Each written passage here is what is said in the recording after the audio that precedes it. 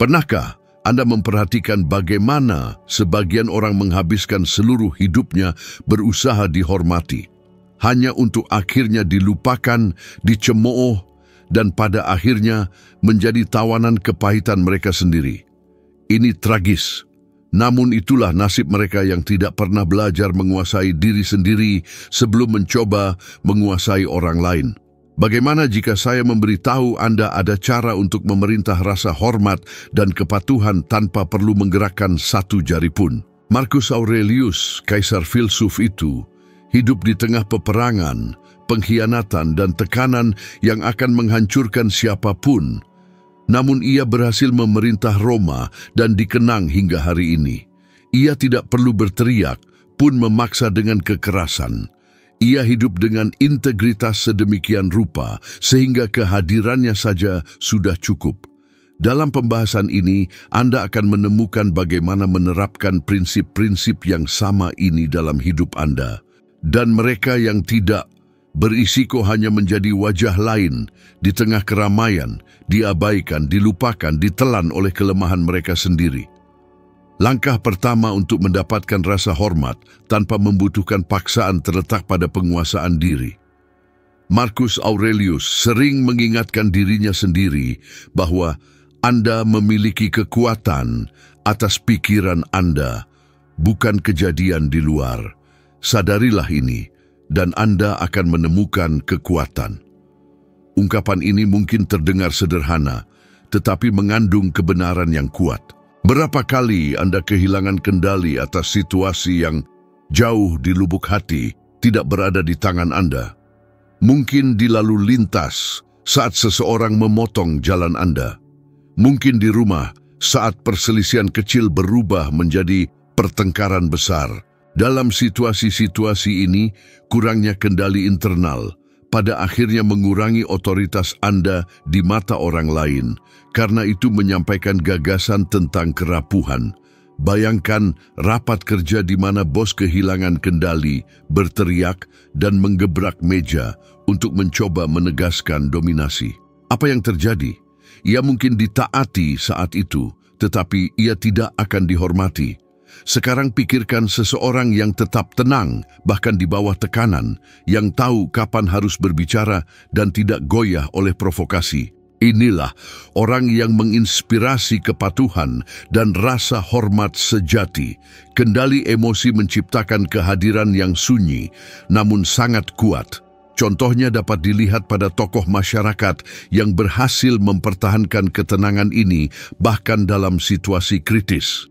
Barack Obama misalnya menghadapi serangan terus-menerus selama karier politiknya, tetapi reaksi yang tidak proporsional jarang terlihat. Pengendalian diri inilah yang mengubahnya menjadi seseorang yang dihormati secara alami, bahkan oleh para lawan. Di sisi lain, ada contoh orang-orang yang kehilangan segalanya justru karena mereka tidak bisa mengendalikan impuls mereka sendiri. Will Smith, selama salah satu penghargaan terbesar dalam hidupnya, membiarkan kemarahan mendominasi sesaat dan saat itu merugikan tahun-tahun pembangunan citra dan kredibilitasnya.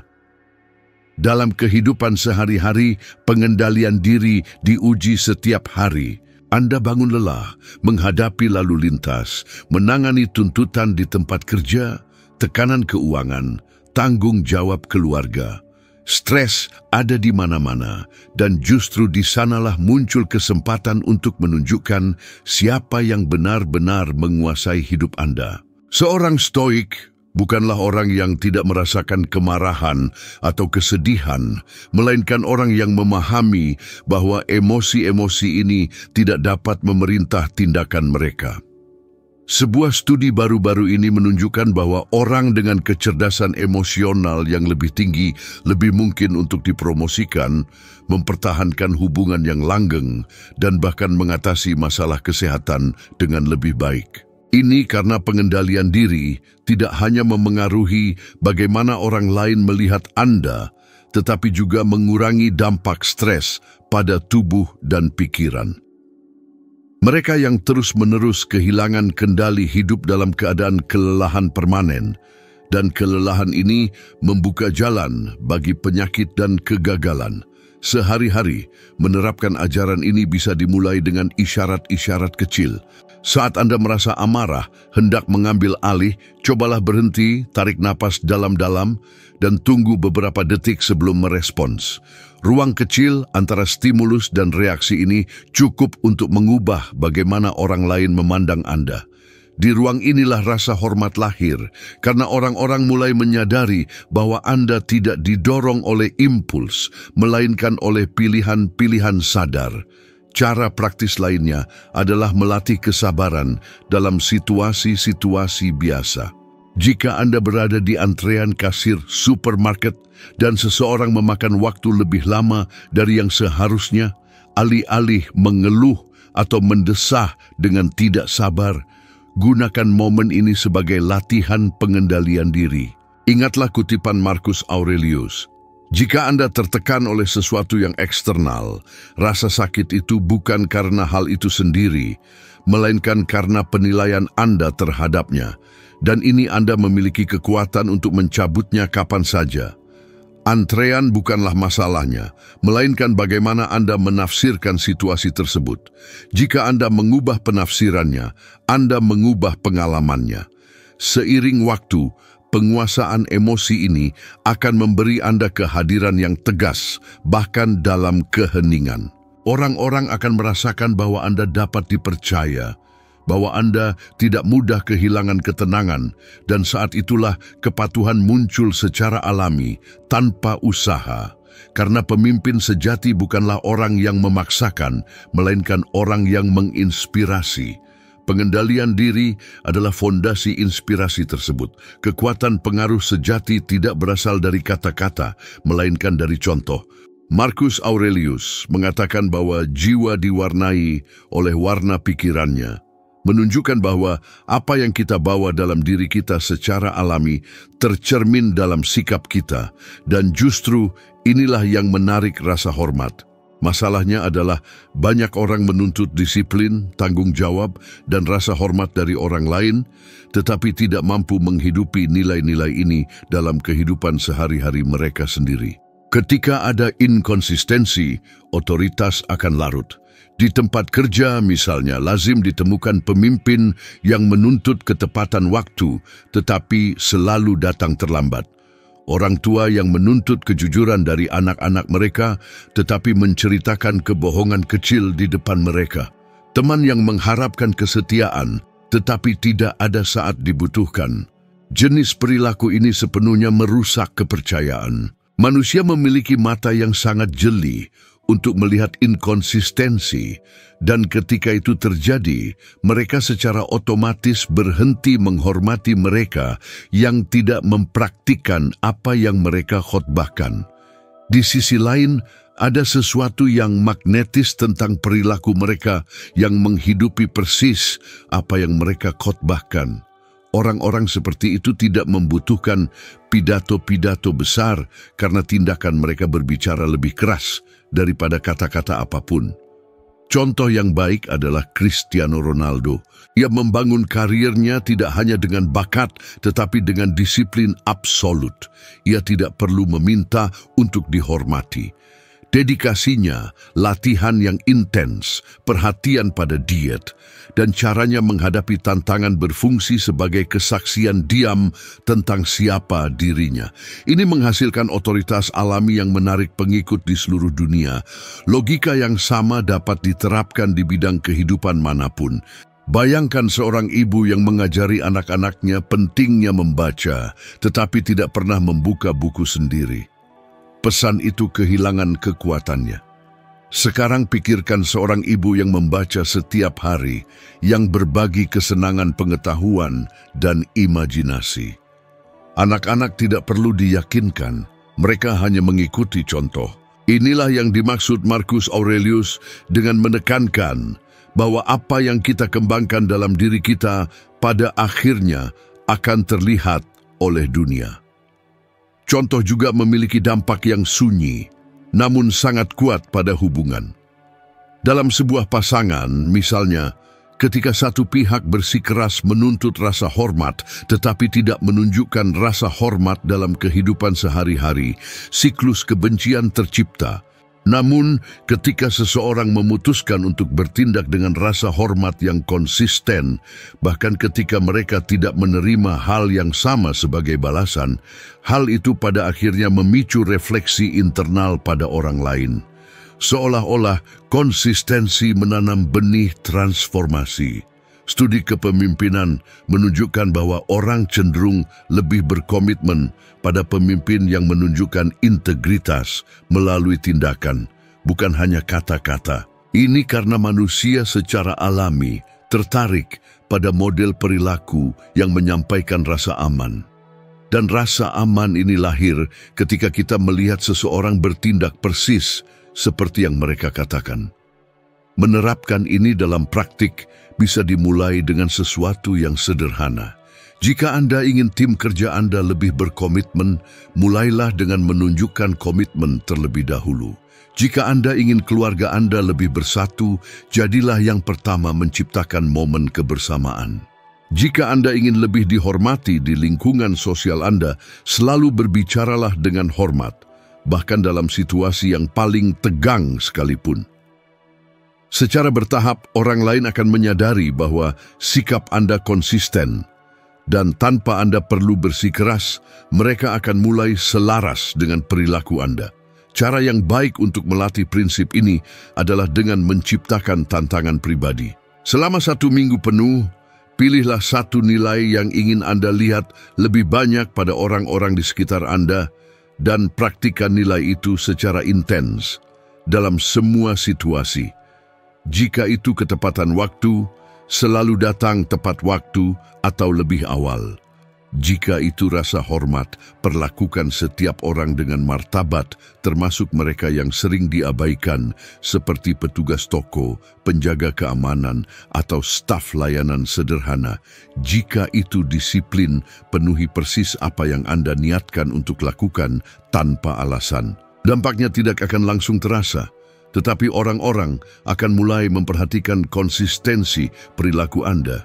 Dan sedikit demi sedikit, konsistensi ini akan berubah menjadi rasa hormat dan bahkan kepatuhan spontan.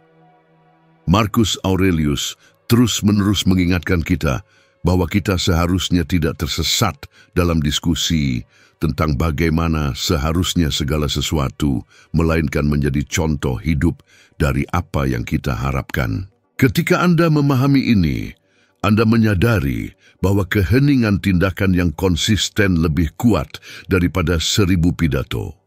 Kehidupan seseorang yang memberi contoh menjadi semacam mercusuar yang secara alami membimbing dan menginspirasi orang lain. Dan dengan cara inilah Anda memperoleh kepatuhan tanpa perlu menggerakkan satu jari pun, hanya dengan menghidupi apa yang Anda yakini sepenuhnya dan secara konsisten. Ada satu hal yang menghancurkan kehidupan banyak orang tanpa mereka menyadarinya, obsesi untuk mengendalikan apa yang di luar jangkauan mereka. Marcus Aurelius merenungkan hal ini setiap hari dan mengingatkan dirinya, jangan buang waktu lagi memperdebatkan seperti apa seharusnya orang baik. Jadilah satu. Ajaran ini menunjukkan bahwa tidak ada gunanya menghabiskan energi untuk mencoba mengubah apa yang tidak berada di tangan kita, atau berdebat tanpa henti tentang bagaimana seharusnya segala sesuatu. Kekuatan sejati terletak pada bertindak atas apa yang bergantung pada kita. Akhir-akhir ini, umum melihat orang-orang tenggelam dalam kecemasan karena mereka berusaha mengendalikan segalanya. Mereka ingin mengendalikan apa yang orang lain pikirkan tentang mereka.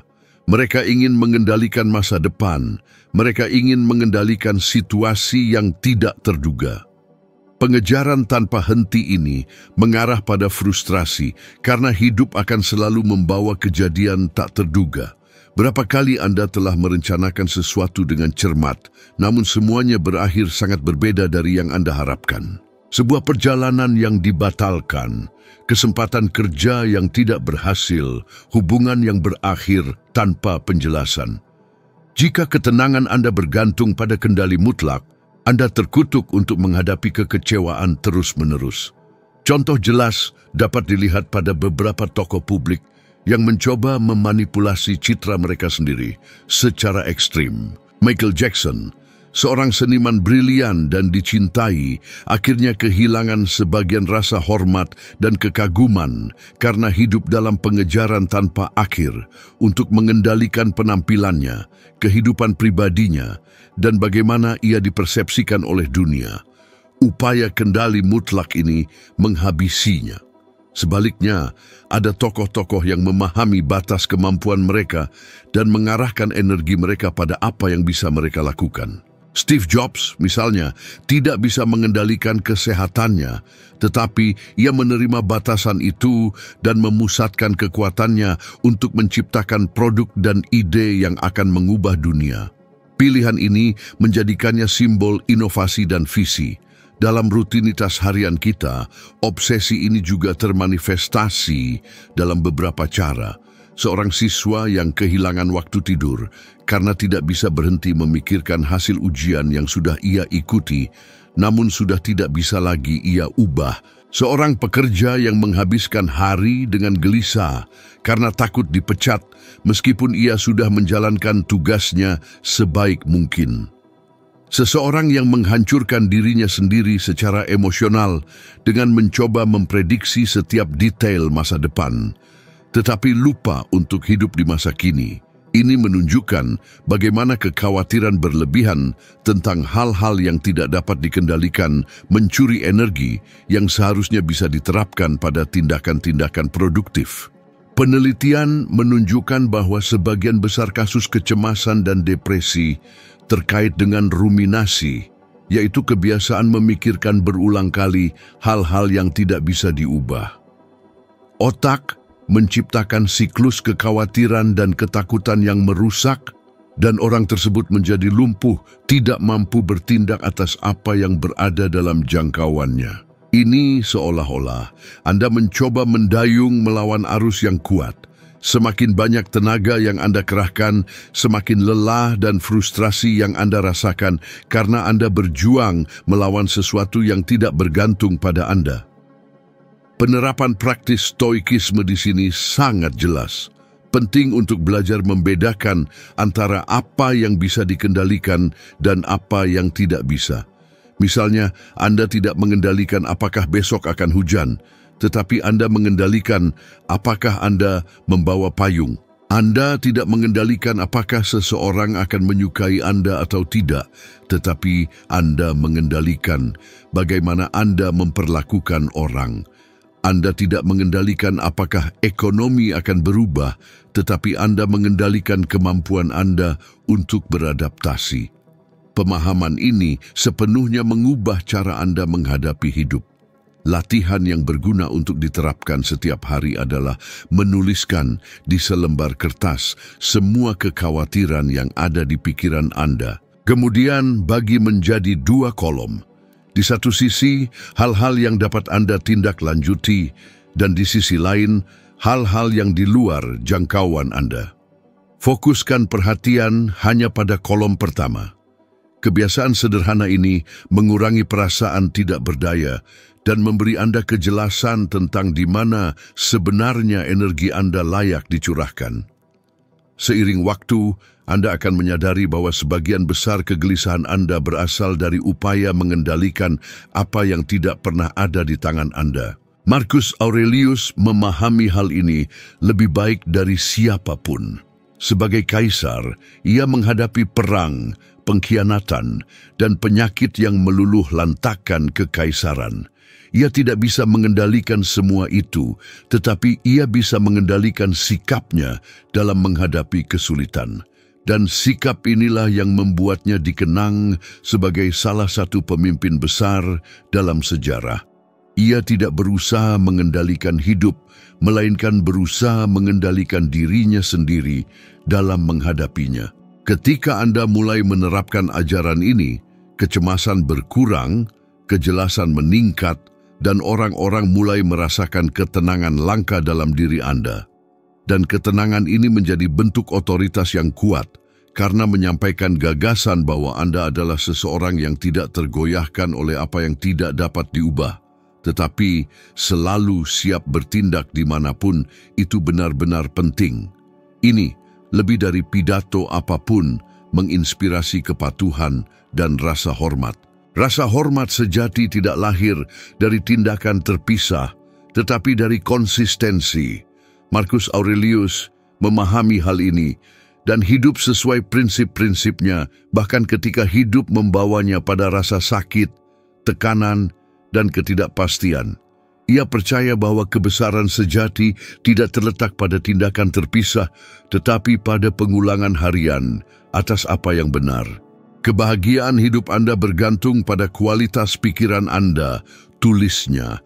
Dan ini berarti bukan apa yang kita lakukan satu kali yang mendefinisikan kita, melainkan apa yang kita putuskan untuk kembangkan setiap hari.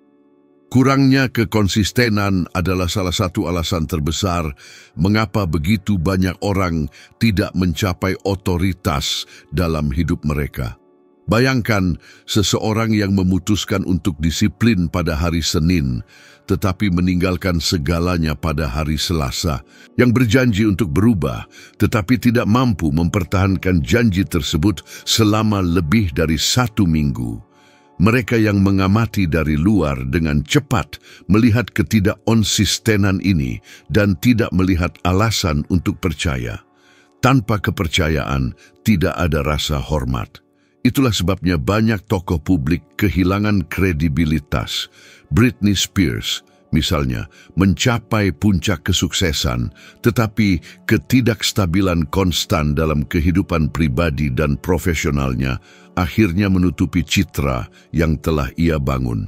Sekarang perhatikan kasus sebaliknya, seperti Keanu Reeves. Ia dihormati bukan hanya karena perannya di dunia perfilman, tetapi karena kekonsistenannya dalam menjadi pribadi yang sama, sederhana, sopan, dan rendah hati, baik di depan maupun di belakang kamera. Ia tidak perlu menciptakan citra buatan, ia tidak perlu hidup dengan penampilan, ia hanya tetap teguh pada dirinya sendiri. Jenis koherensi ini menghasilkan kepercayaan yang begitu besar sehingga berubah menjadi kekaguman. Seolah-olah orang-orang berkata, "Saya tahu persis apa yang harus saya harapkan dari orang ini, dan itulah sebabnya saya menghormatinya." Dalam kehidupan sehari-hari, kekonsistenan juga merupakan dasar dari setiap hubungan yang kokoh.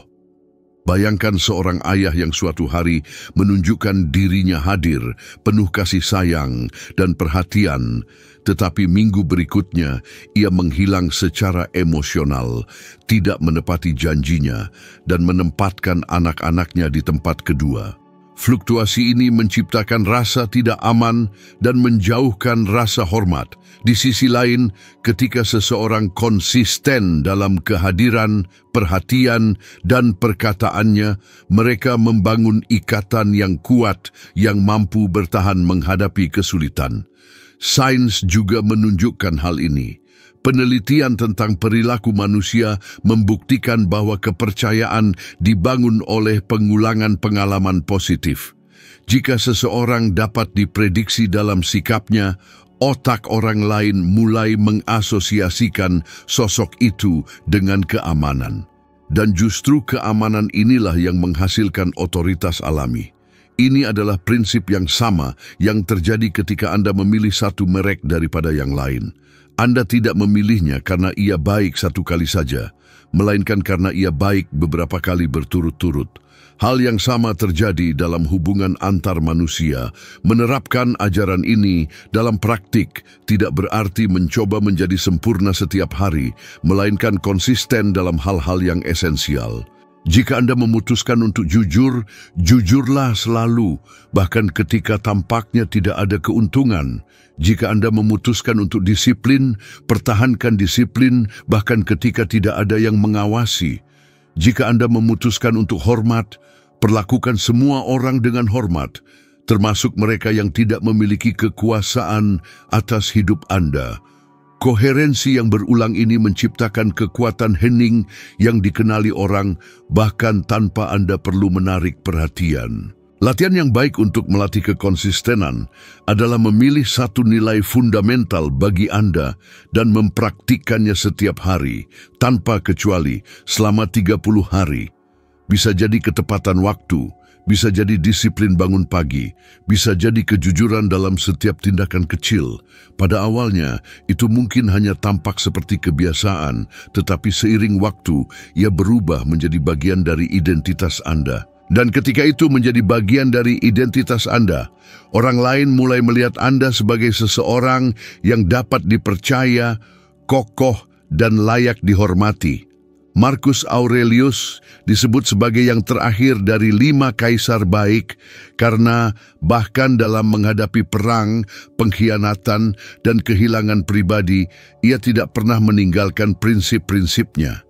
Ia menunjukkan bahwa kekonsistenan bukan tentang kenyamanan, melainkan tentang kesetiaan pada apa yang diyakini, bahkan di saat-saat tersulit sekalipun. Ketika Anda memasukkan ini ke dalam hidup Anda menyadari bahwa Anda tidak perlu memaksakan diri untuk dihormati. Rasa hormat datang secara alami karena semua orang tahu bahwa Anda adalah seseorang yang tidak goyah, seseorang yang bisa mereka percayai. Kekonsistenan inilah yang membangun otoritas yang tidak terlihat namun tak tergoyahkan. Sebuah otoritas yang tidak bergantung pada teriakan, demonstrasi kekuasaan, atau gelar, melainkan pada sesuatu yang jauh lebih langka. Kepercayaan yang lahir dari pengulangan harian atas apa yang benar. Mereka yang menguasai prinsip ini tidak hanya mendapatkan rasa hormat, tetapi juga menginspirasi orang lain untuk mengikuti jalan yang sama. Prinsip-prinsip Marcus Aurelius bukan hanya gagasan filosofis yang jauh, melainkan jalan praktis untuk membangun rasa hormat dan otoritas sejati tanpa perlu memaksakan apapun dengan kekerasan. Ketika Anda menerapkan pengendalian diri, memberi contoh, belajar fokus pada apa yang bisa Anda kendalikan, dan menjaga kekonsistenan, kehadiran Anda sendiri sudah cukup untuk menginspirasi orang lain. Bagikan video ini kepada seseorang yang istimewa atau seseorang yang Anda yakini perlu mendengar kata-kata ini hari ini. Terima kasih banyak telah mengikuti sampai sejauh ini dan saya nantikan kehadiran Anda di video berikutnya.